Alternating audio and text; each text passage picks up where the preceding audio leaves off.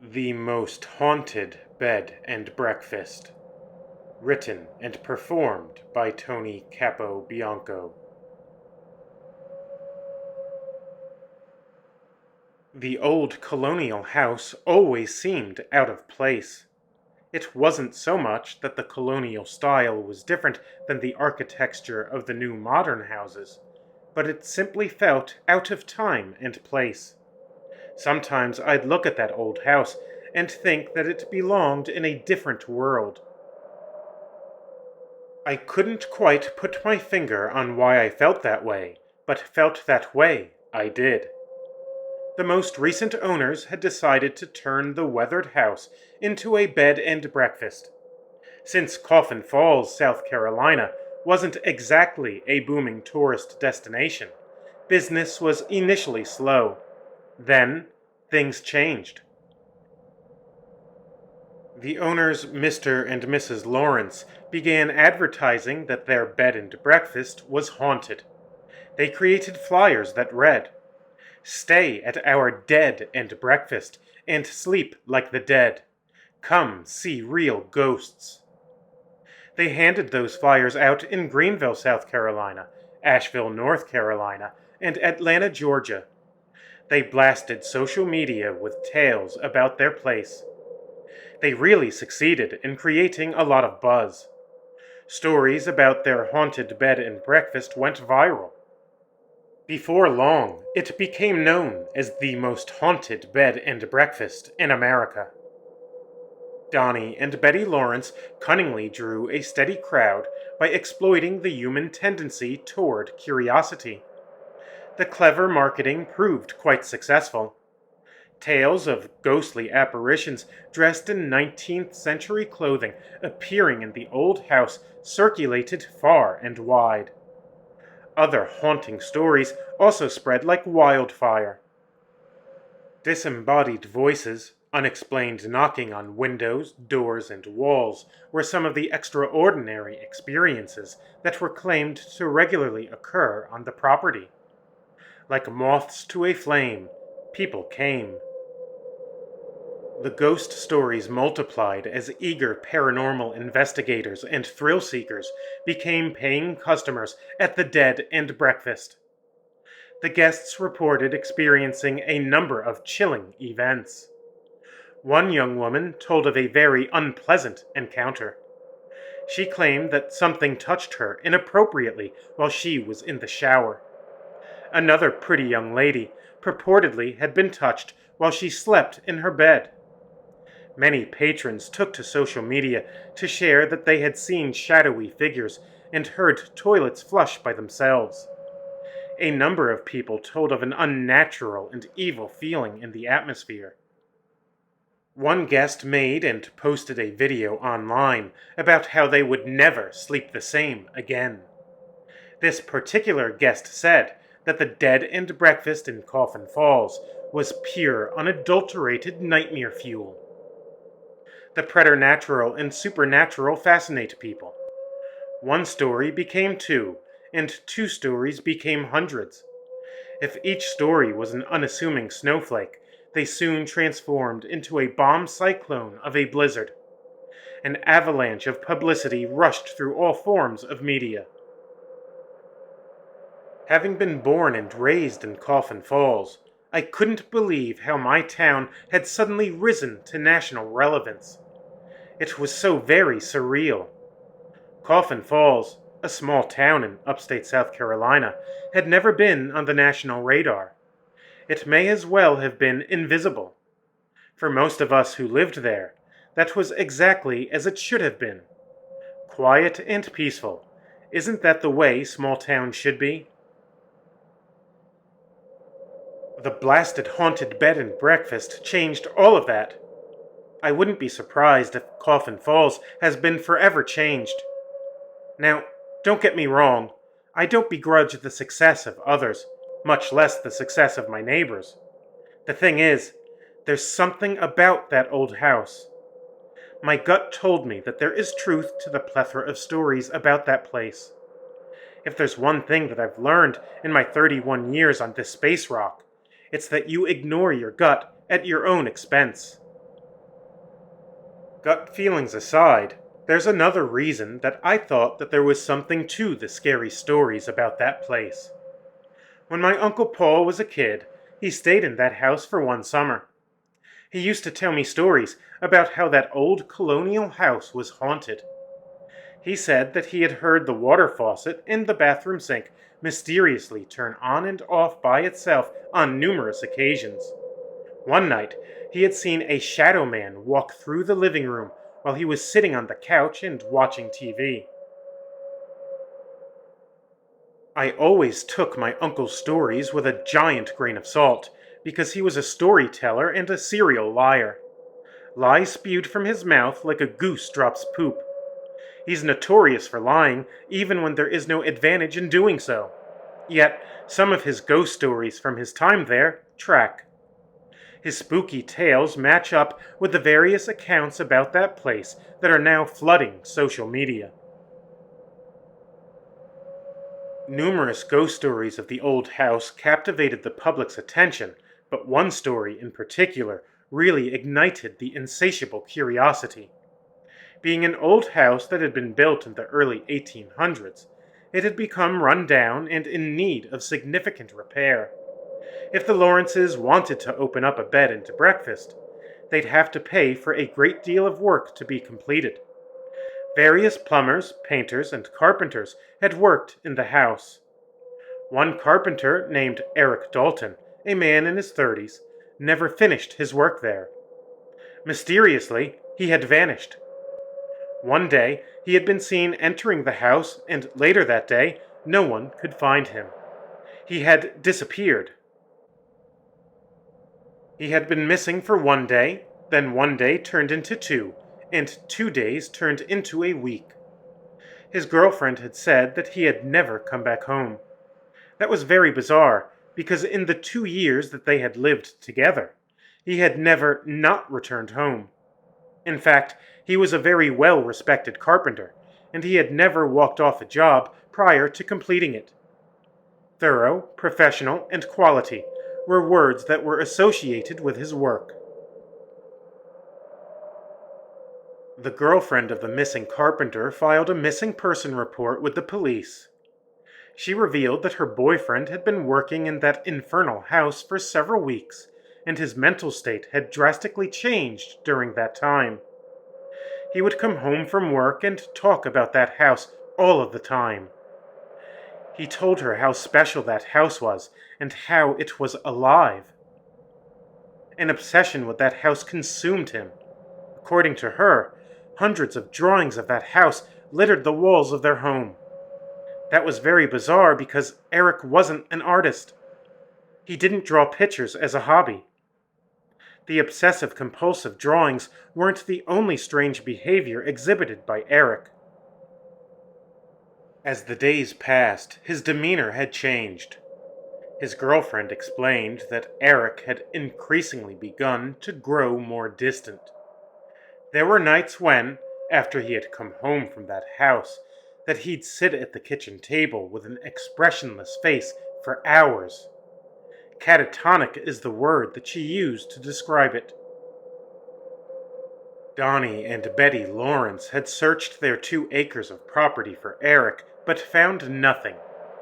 They allowed the police to go through their house, and they too had found no trace of him. Months had passed, and no one had seen or heard from Eric. The tragic disappearance of the carpenter had added to the haunting mystique of the house. Unsolved mysteries and ghost stories are popular, but when you combine the two, a mega-story may be born. All kinds of speculation abounded on TV shows, blogs, vlogs, across social media, and on internet message boards. Everyone seemed to have had an opinion on what had become of Eric, and they weren't afraid to declare even the most wild takes as fact. Some people had no shame, as they made outrageous assertions about Eric, his girlfriend, and his family. In the public eye, Eric and his family had ceased being real people. Instead, they were treated as though they were fictitious characters from a TV series. All of this did ensure that the old dead and breakfast in Coffin Falls would remain in the spotlight. It had reached a level of notoriety that rivaled that of the supposedly haunted house in Amityville, New York. Curious as I was about the supposedly haunted bed and breakfast, my gut told me to stay away. I probably would have stayed away if my job hadn't demanded that I spend a weekend there. Being a writer of a local publication called Spirit of the Upstate, I had little choice in the matter. Growing up as an evangelical Christian, I had been raised to believe that evil demonic spirits were real and that they were always on the prowl. It was a worldview that saw devils infesting and manipulating almost everything outside of our prescribed orbit. Although I had begun to question these things and walked away from the faith of my family, I didn't become an atheist. Striving to have an open mind led me to question things, but it also led me to not be overly skeptical. I believed in the possibility of paranormal entities or occurrences. Too many of my friends had shared spooky ghost stories with me, and at the very least, they genuinely seemed to believe that what they had experienced was real.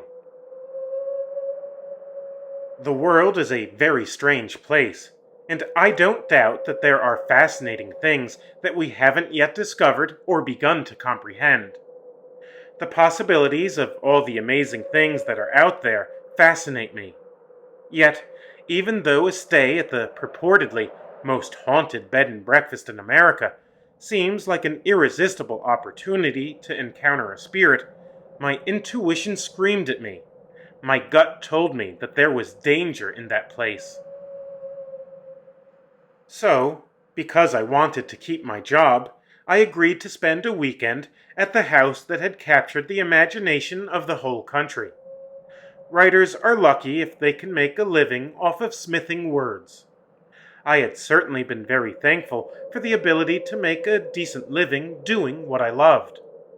I was willing to take some risks in order to make sure that I would continue living my dream. Really, was my boss's demand unreasonable? How dangerous could a house be? On Friday, the 14th of April, I arrived at the Dead and Breakfast. Even though the Lawrences spent a large sum of money on renovations, the white paint on the outside of the house was very chipped and aged. It seemed apparent that they had purposely left the outside of the house looking ancient. As a result, the house looked like you would expect a haunted house to look. As I walked toward the front door, a foreboding feeling washed over me. The house looked as alien as I had remembered. I knocked on the front door. Donnie Lawrence opened the door and greeted me. "Welcome to Coffin Falls Haunted Dead and Breakfast. You must be Leo Kingsley, the writer." Smiling, I said, "Yes, sir. Guilty as charged. This is some place that you have here." Donnie's brown eyes widened as he smiled and responded. "Yes, it sure is a hell of a special place. What kind of story are you planning on writing about our historic home?" Briefly considering the question, I gently bit my lower lip and answered. "Well, to be honest, I'm not entirely sure yet. I've come here with an open mind and we'll see how things go. I don't have any expectations." Donnie laughed and replied, "The thing about this place is that you don't need to have expectations in order to experience something unusual here. The vast majority of our guests have reported having paranormal encounters. If you stay the whole weekend, I'd be very surprised if you don't witness some ghostly activity." Smirking, I responded, "That sure would be interesting. I'll keep my eyes open." The eyes of Donnie Lawrence narrowed as he replied, "Oh, it would be very interesting. Word of caution, though, the spirits here aren't known to be friendly. It is a good idea to keep an eye out while you're here." After that strange greeting came to an end, Donnie showed me to my room on the second floor of the house. My room was painted red. Unlike the chipped paint and semi-dilapidated look of the exterior of the house, the interior was in good condition and very well kept. A queen-sized bed with black sheets and an orange comforter rested against a wall on which hung a spooky old black and white photo of the house. Though the room was well adorned, I couldn't shake the feeling of pure negativity. The air in the room felt like it was weighed down. It's a very difficult sensation to describe adequately. After I had settled in is not the right choice of words here, because I didn't feel at home. I thought about how I was going to spend my time in this place. I had decided that I would talk with Donnie and Betty Lawrence, walk around, and see what I could see. Donnie and Betty Lawrence were young. They looked to be around my age. Donnie, like me, was around 6 feet tall. He had shiny black hair, and he wore it in a ponytail. His wife, Betty, had shoulder-length red hair. Her eyes were a very pretty shade of green. She was short in stature, but her presence was dignified and commanding. I had gone into the kitchen with them to get some coffee. The three of us took our coffee cups and walked into the living room and sat by the fireplace. "Betty, what's it like living here?"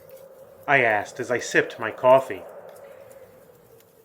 "Well, it's certainly different. I never feel alone here. I like having a house that has lived a little," Betty replied as she giggled. "This house has a lot more history than the average house, that's for sure. I wonder what its walls have seen," I remarked. "Why don't you ask them?" she asked as her lips slightly curled. "Right, I should have thought of that. This place is kind of alive, at least if the stories are to be believed," I responded after I briefly laughed. "This place is alive. Its history speaks to us. The past residents here never left. They remain with us. I'm quite sure that they are watching us now," said Betty as she studied me. "Have you all actually seen a ghost? A full-bodied apparition?" Donnie and Betty nodded their heads in the affirmative. Donnie crossed his legs and said, "Oh yes, I've seen the apparitions of several of the ghostly residents. I've seen a woman dressed in 18th century clothing walk right through the front door. I've also seen a man wearing a top hat walk down the stairs and then dissipate into thin air. Then there's a black shadow that appears and disappears. The shadow has the shape of a man, but something about the shape seems inhuman." Chills shot down my spine. I looked at my hosts and said, "Wow, it sounds like there's a tremendous amount of activity here. Thank you so much for allowing me to record our conversation. I will definitely play this back later and reflect on it." The three of us continued to talk for another hour. They shared many ghostly experiences with me. Their accounts sounded fantastic, but I got the sense that they were telling the truth. I'm pretty good at reading people and sniffing out BS, but I didn't detect any BS here. Yet I couldn't help but think that they were hiding something. They were very polite and pleasant, but I sensed that there was some kind of darkness that was hiding within them. I couldn't put my finger on why I had gotten that impression. They were delightful, and yet, much like the house, something seemed off. After we concluded our conversation, we walked back to the kitchen to put our cups in the sink. I couldn't believe my eyes. The chairs had been stacked up on the kitchen table. Pots and pans were spread around the room. Some pots were on the floor. Some pans were on the top of the refrigerator and stove. This was not how we had left the room, and we had been together the entire time since. The odd occurrence had taken me aback. I wondered if someone else had done this. I didn't jump to any conclusions, but I was aware that a normal explanation existed for this bizarre scene. A ghost wasn't necessary to accomplish this. Betty told me that this had happened here from time to time. Later that evening, when I was in my room, I played back the recording of the evening's conversation. A third of the way through the recording, I heard something that made the blood in my veins run like an icy river in Alaska. I half expected the spiritual equivalent of a polar bear to maul me. I had heard a voice on the recording that I hadn't heard during the conversation. The voice didn't belong to Donnie or Betty. The apparently disembodied voice said, "We have such delightful plans for you." I couldn't come up with an ordinary explanation for the sinister-sounding voice on the recording. It wasn't the kind of fuzzy, unclear evidence that you usually see on TV paranormal shows. This recording was crystal clear. My strange experiences didn't end there either. Over the weekend, I had heard knocking on the window to my room. When I looked to see what it was, there was no one there. A ladder would have been needed to reach my bedroom window, and I didn't see a ladder. I had tracked the sound of footsteps as they climbed up the stairs, walked down the hallway, until they approached my door and finally sounded like they had arrived at my bedside. Yet, I didn't see anyone there.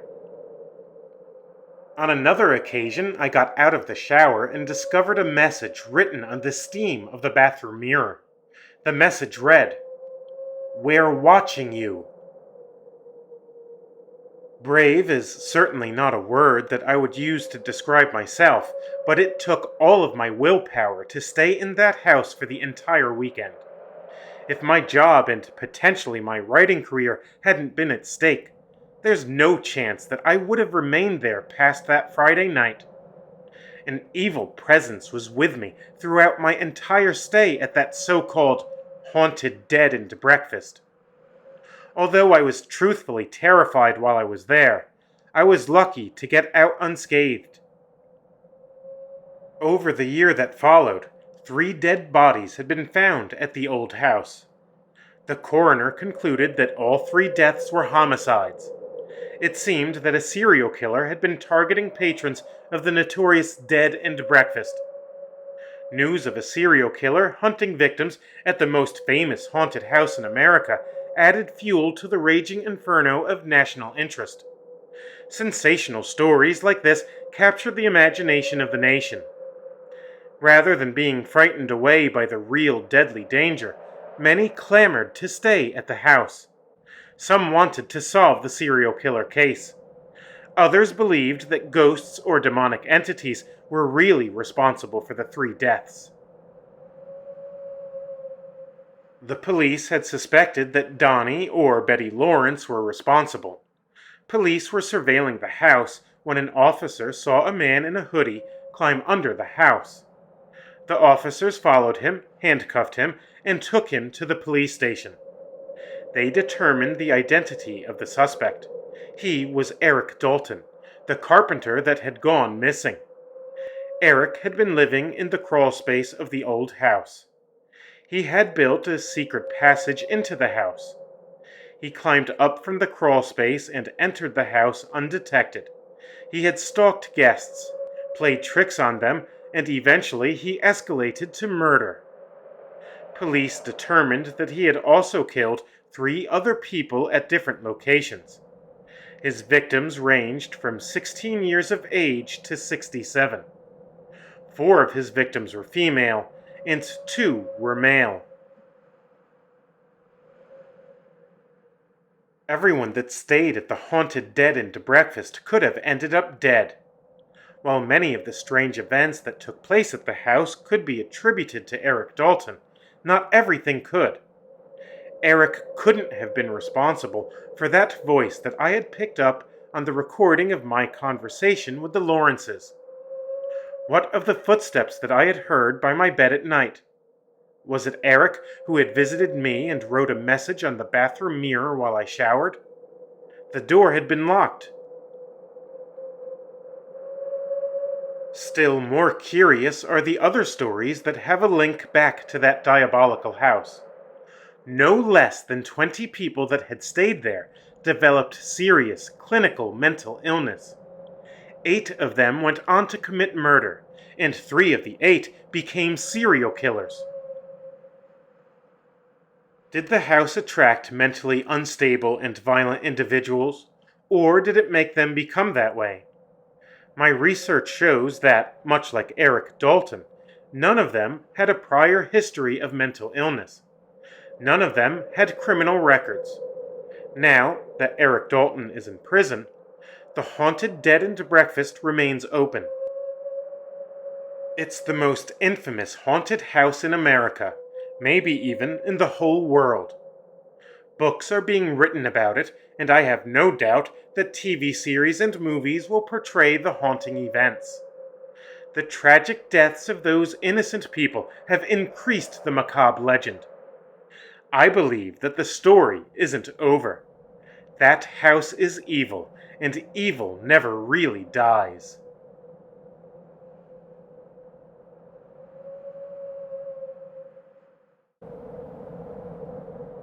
I hope that you enjoyed your stay here at the Haunted Half Moon Inn. The Master requests that you consider supporting me and the inn by becoming a patron of mine on Patreon. The Half Moon Inn needs your support to keep the doors open. You wouldn't want the residents here to feel forgotten and abandoned, would you? Creating quality scary stories to share with you is very important to me. Running this inn of horror is a passion of mine, and I would truly appreciate your support. The world is hurting. It needs more horror. Help me to heal the world through horror. Together, with your help, we could haunt this world one home at a time. Until next time, always remember, just because you don't see them doesn't mean that they aren't there.